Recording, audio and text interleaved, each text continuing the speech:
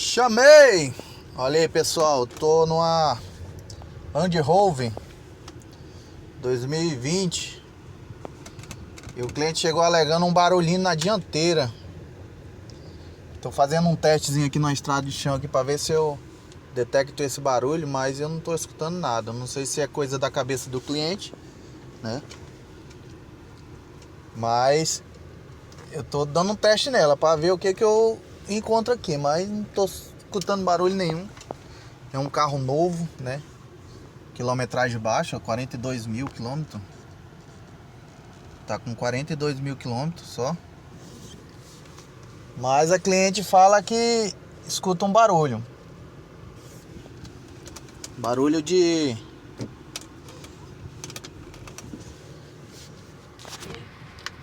Possivelmente pode ser amortecedor, entendeu?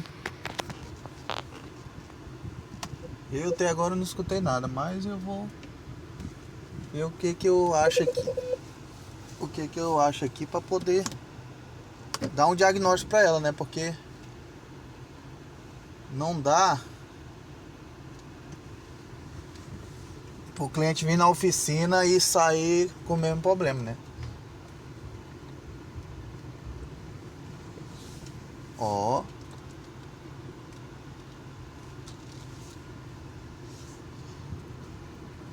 Comecei a escutar um barulhinho aqui estranho, né? Bem devagarzinho no carro, que é pra eu escutar esse barulho. E vem da parte traseira do carro, né? É um carrão até bonito, gente. Carro de quase meio milhão. Só que, porém, ele tem alguns defeitos de fábrica, né? Tipo aqui, ó. É onde pega o cinto arregaça essa trava aqui. Quebrou esse daqui. Isso daqui são tudo frágil, ó. Console no meio, tudo frágilzinho aqui, ó. Tem um multimídia aqui, outro aqui em cima, né? Mas é um carrão, né? Bem apresentável, hein? Olha o defeito da bruta aí, ó. Andei nela. É uma Land Rover, ó. Uma Discovery. Andei nela e fui ver aqui o defeito, ó. Pivô.